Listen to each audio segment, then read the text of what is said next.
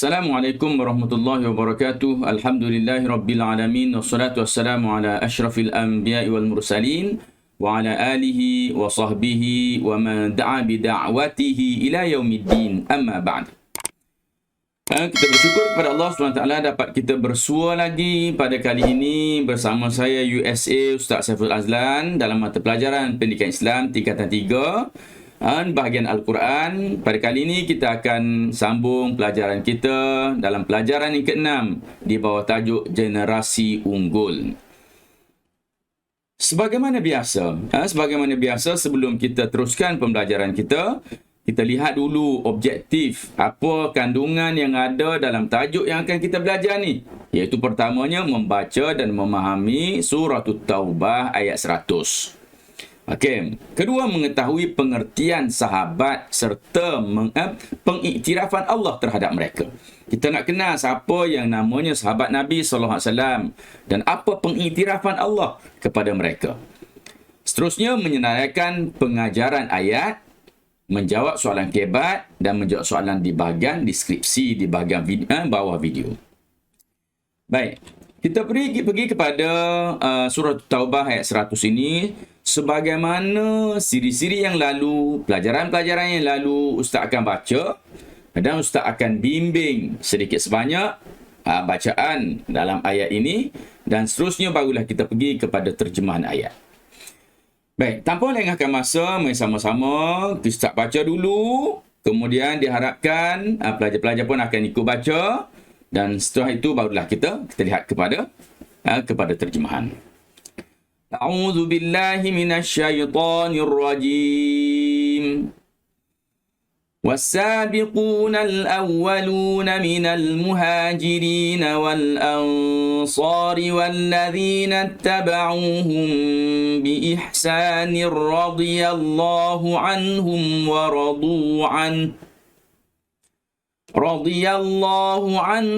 ورضوا عنه وأعد لهم جنات تجري من تحتها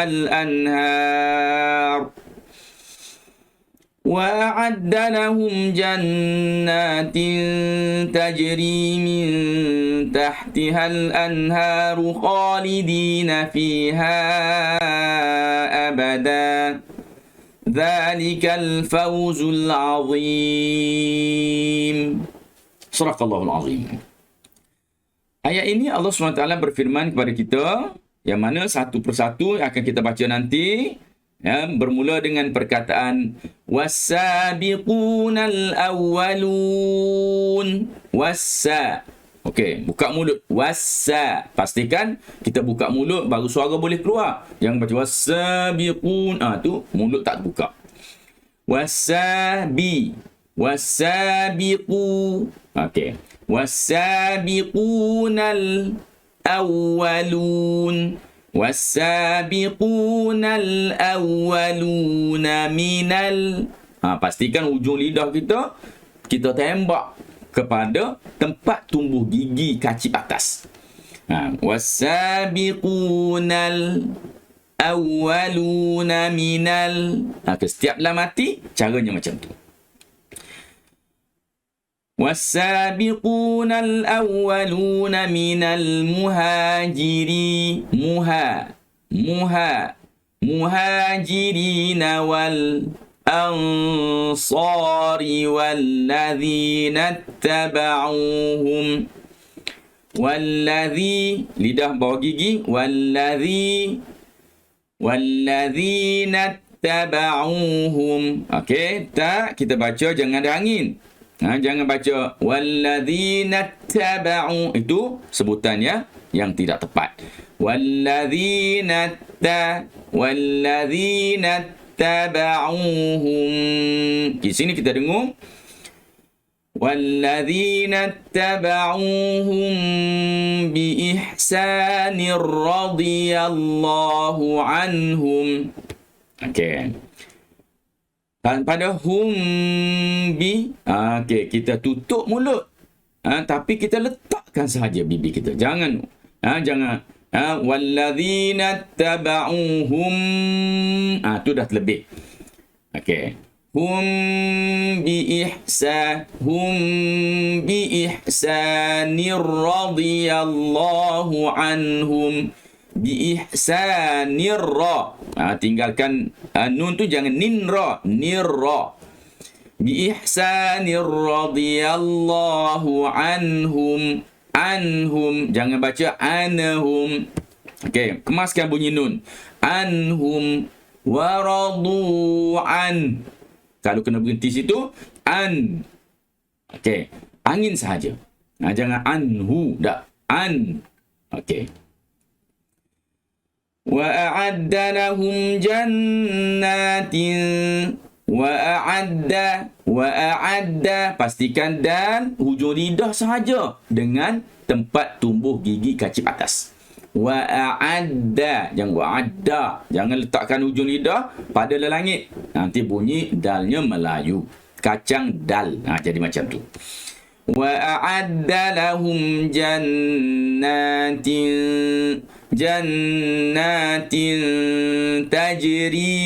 tajri, jangan baca tajri. Tajri. Okey, jangan juga tajri tu melambung, tak boleh. Tajri terus masuk, tapi jangan dimatikan terus. Tajri min tahtihal anharu khalidina fiha. Buka mulut. Khalidina fiha abada. Sini kita baca dengan 4 harakat. Kalau kita mengaji dan kita baca Tariq Syatibi, bacaannya adalah 4 harakat. Okey. Zalikal fawzul azim. Zalikal, tengok lidah ustaz. Zalikal fawzul azim. Okey. Baik. Sadaqallahul azim. Kita lihat kepada terjemahan. Wasabiquna al-awwalun, dan orang-orang terdahulu, iaitu yang mula-mula berhijrah dan memberi bantuan. Golongan pertama dulu. Siapa dia golongan pertama ni? Allah SWT nyatakan, minal muhajirin wal ansar, dari kalangan orang-orang muhajirin dan juga ansar. Okey, nanti kita lihat siapa muhajirin dan siapa ansar. Walladzina taba'uhum biihsan, dan serta orang mengikut mereka dengan kebaikan. Mereka ni muhajirin dan ansar, ada lagi yang mengikut mereka dengan baik, ikut mereka dengan keikhlasan hati. Radhiyallahu anhum wa radu anhu, dan Allah meredai mereka dan mereka pula meredainya. Maknanya Allah redha pada mereka, mereka redha pada Allah Subhanahu wa taala. Wa a'adda lahum jannat, dan juga Allah sediakan untuk mereka syurga. Allah sediakan untuk mereka syurga.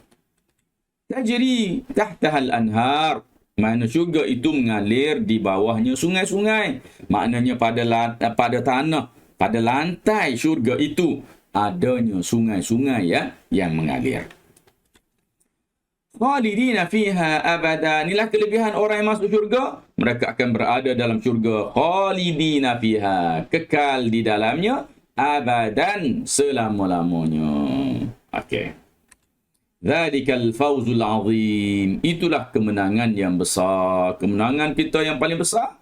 Nantinya, sebagai satu bentuk kemewahannya, kita akan masuk syurga Allah Subhanahu wa taala. Tak dapat masuk syurga, makna orang itu tidak menang dalam kehidupannya. Menang apa? Menang melawan syaitan yang sentiasa menghasut dia, menang melawan nafsu yang sentiasa nak mengajak kepada keburukan. Jadi bila dia menang dalam menentang perasaan dia sendiri, malah nak beribadat, terpengaruh dengan syaitan, terpengaruh dengan nafsu, dia berjaya menjadi hamba yang soleh, maka dia menjadi orang yang menang dan nantinya akan dimasukkan ke dalam syurga, dan itulah kejayaan yang besar bagi manusia secara khususnya. Baik, kita lihat maksud sahabat. Sahabat dari sudut istilahnya ialah yang mendampingi, yang duduk berdamping kita dengan kita tu, kita panggil sahabat. Istilah sesiapa yang berjumpa dengan Rasulullah serta beriman kepadanya dan meninggal dunia dalam Islam. Ada 3 syarat sini nak jadikan dia sahabat. Dia pernah jumpa dengan Rasulullah dan dia beriman dengan Rasulullah dan dia meninggal dalam agama Islam. Baru layak kita panggil mereka sebagai sahabat baginda Nabi sallallahu alaihi wasallam. Ada orang yang tak sempat jumpa Nabi, walaupun dia hidup di zaman Nabi, dia tak dapat dipanggil dengan gelaran sahabat. Sebagai contoh, seorang bernama Abu Muslim Al-Khawlani, seorang yang sangat hebat, ibadatnya sangat hebat, banyak. Tapi dia tinggal di Yaman. Dia tinggal di Yaman, tak jumpa dengan Rasulullah. Dia berusaha untuk pergi ke Madinah nak berjumpa dengan Rasulullah. Tapi bila dia sampai, Rasulullah SAW telah pun wafat. Sempatlah jumpa dengan sahabat-sahabat Rasulullah yang berada di kota Madinah. Ketika itu, dengan itu dia tidak mendapat gelaran sahabat. Tak dapat jadi sahabat Nabi kerana tak pernah bertemu dengan Rasulullah walaupun dia hidup di zaman Rasulullah sallallahu alaihi wasallam. Baik, ingat 3 syarat ni. Jumpa, beriman dan meninggal dunia dalam Islam. Baru layak dipanggil dengan sahabat Nabi sallallahu alaihi wasallam. Muhajirin dan Ansar. Kita tengok Muhajirin apa dia? Penduduk Mekah yang beriman kepada Rasulullah. Mereka berhijrah ke Madinah dan tinggal di sana. Okey, Muhajirin orang yang berhijrah. Orang Mekah yang Islam, beriman, mereka berhijrah ke Madinah dan tinggal di Madinah. Ni dipanggil sebagai Muhajirin. Siapa pula Ansar? Penduduk Madinah, terdiri daripada Aus dan juga Khazraj. Ni 2 bangsa ni, dua kabilah ni yang beriman kepada Rasulullah dan membantu golongan Rasulullah Muhajirin. Bantu Rasulullah, bantu Muhajirin ni, bantu orang Mekah ni. Ini dipanggil sebagai Ansar. Perkataan Ansar itu sendiri dari sudut bahasanya memberi makna penolong. Muhajirin, orang berhijrah, sampai di sana atau belum sampai lagi dah ada bentuk-bentuk pertolongan yang diberikan oleh Ansar kepada orang-orang daripada Madinah, daripada Mekah ini. Baik. Dari sudut prisma ilmu, sahabat yang dijanjikan syurga, sahabat-sahabat Nabi SAW ini, mereka telah banyak berkorban. Mereka telah pun bukan setakat berkorban, bahkan mereka merupakan orang yang sangat hebat dari sudut amal ibadatnya. Maka orang-orang yang sebegini, di antara mereka telah dijamin oleh Allah SWT, telah dijanjikan oleh Allah syurga untuk mereka. Maknanya mereka ini ada jaminan syurga. Siapa? Pertama Abu Bakar As-Siddiq, Umar bin Al-Khattab, Uthman bin Affan, Ali bin Abi Talib. Ini 4 orang sahabat utama yang nantinya menjadi khalifah Rasulullah sallallahu alaihi wasallam.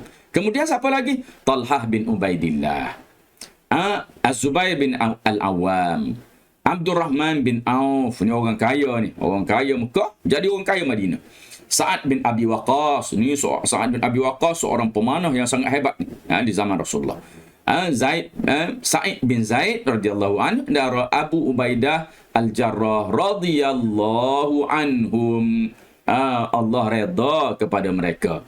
Jadi kerana itu Allah jamin mereka ini akan masuk syurga kerana kekuatan iman mereka, amal mereka kepada Allah Subhanahu wa taala. Prisma ilmu lagi dianggarkan jumlah para sahabat melebihi 100,000 orang. Ramainya para sahabat melebihi 100,000 orang. Dan sahabat yang terakhir meninggal dunia ialah Abu At-Tufail bin Amir bin Wasilah Al-Laythi. Iaitu pada tahun 110 Hijrah bersamaan dengan 728 Masihi. Meninggal pada tahun 110 Hijrah ni sahabat yang terakhir dari kalangan 100,000 orang sahabat Nabi sallallahu alaihi wasallam. Pengiktirafan Allah kepada para sahabat ni macam mana? Bagaimana Allah SWT mengiktiraf mereka? Iaitu Allah meredai para sahabat. Allah declare reda dia pada para sahabat.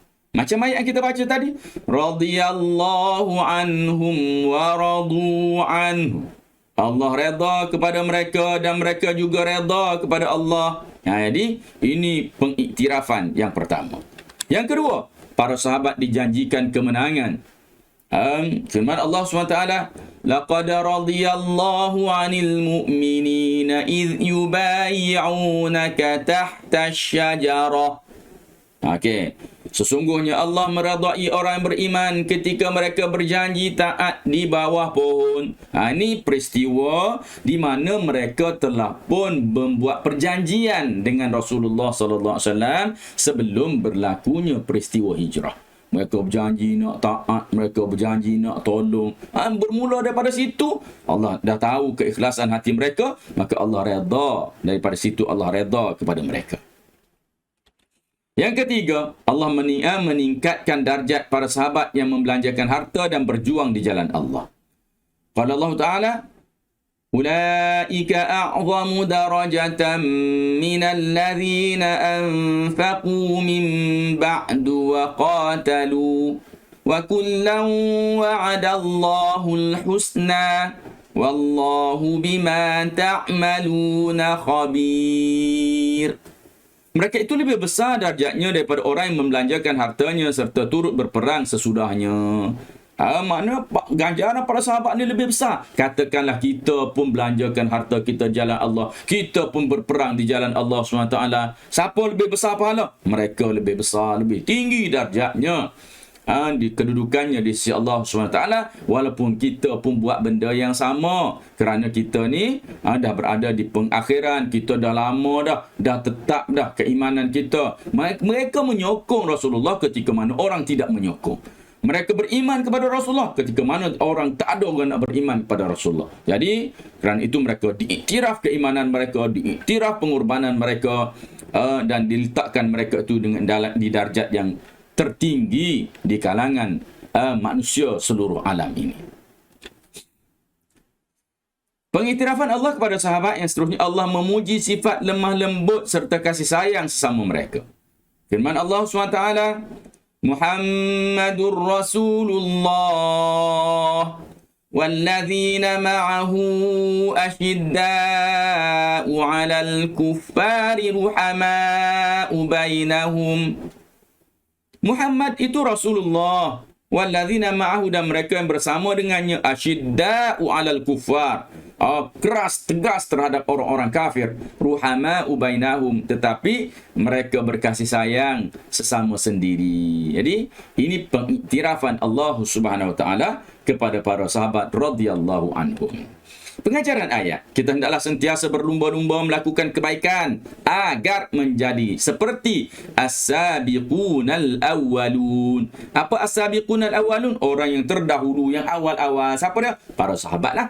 Okey.